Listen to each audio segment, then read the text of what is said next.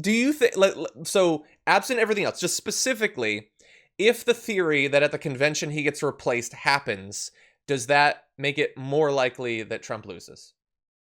If Biden does get replaced? Depends on with who.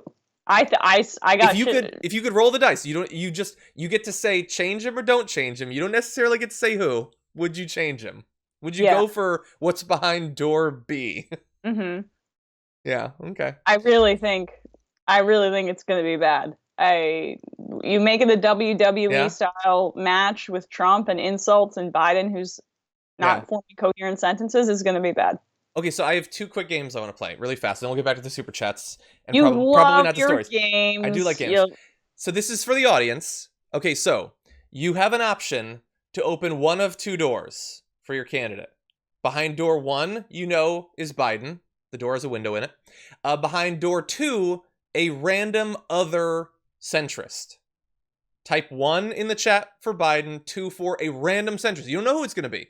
It could be Buttigieg. It could be Beto. It could be Cuomo. It could be Bloomberg. You don't know. Do you want the 1? Do you want the 2? I'm curious about that.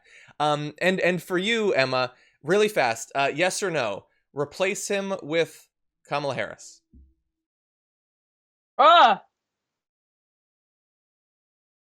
Wait. I don't know. I thought you were going to say Cuomo. Okay, we'll start with Cuomo. Replace him with Cuomo. I think so. Okay. If you make it about the coronavirus pandemic, the election, that's a good way to go. Okay, replace him with Buttigieg. No. Replace him with Beto. No, wait, hold on. We need someone who's won something. Who's won something? Well, it doesn't make sense. I don't think you can replace him with anyone who's run this election. You don't think they would? I don't think you can. I mean, Kamala dropped out before there was even any voting. People will be like, why would we support this woman? Mm-hmm. We've gone down this rabbit hole, and I think there are only a few people who could be successful in replacing Joe Biden. And if the election is entirely about coronavirus, the most visible Democrat in America has been freaking Andrew Cuomo, and everyone's obsessed with him. Cuomo or Gavin Newsom? Cuomo. Yeah. I don't mean this. I would rather have Gavin Newsom as president because he's more progressive than Andrew Cuomo, and Cuomo is kind of a really bad guy, a bully, right? I don't like. But if we're talking about in this crazy time, who can most effectively beat Trump? Yeah. I think it's Andrew Cuomo. I mean, obviously it's Bernie Sanders, but they would never in their lives. Okay, that's fair.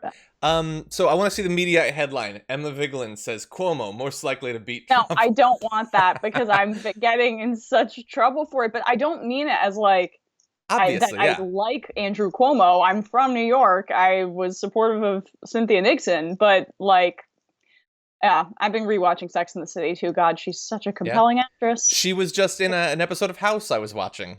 Well, that seems like a fall from grace, but okay.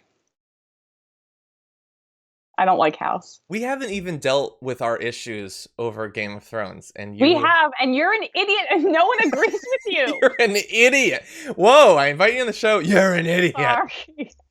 Okay. Come on, say that season 8 is good. I don't understand you sometimes. I'm not saying that it's good. I'm just saying it's not as bad as people say, and it's not bad for the reasons that people say. But we're gonna have that debate at some point. Some pay-per-view.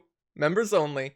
Anyway, okay, let's read some more. Oh, by the way, I saw the 1s and 2s and 0s and 3s come in. I saw those. There were a lot of 2s there. A lot of people would be willing to replace him for a random centrist, which is dangerous, by the way. But anyway, they do. So, Elijah Amat says, thank you to all the TYT team. Today's a rough day, but the fight goes on, and I'm grateful we have resources and new media like you all to keep folks informed. We're going to see Medicare for all in this nation, thanks largely to Bernie and platforms like his. I hope so, but it has definitely been set back fairly significantly. Anakazi says, not going to vote for a dementia-addled corporate yes man, not to mention the Tara Reid story. Well, look, he should respond seriously to it. Like, there should be an investigation. He should be asked serious questions about it. At the very least, that should have already happened. And is it any wonder that we got to the end of the primary before he was actually faced with those sorts of questions? Never had a single debate with a question about it. If he appeared on CNN and MSNBC and was asked about it, I never saw it. Isn't it weird that we got to that point? Like, imagine the mainstream media, the thinking, oh, this whole Bernie Cuba thing, yeah, we'll get to it at some point, but we can wait a few months. No, they were on it. instantly talking to him about the quotes that he said that were exactly like Obama. But for significant concerns, no, they were not interested in it.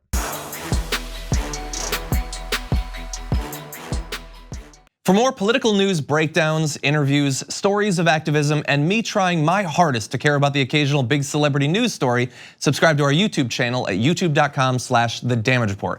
And you can ring the bell wherever it is so you don't miss anything.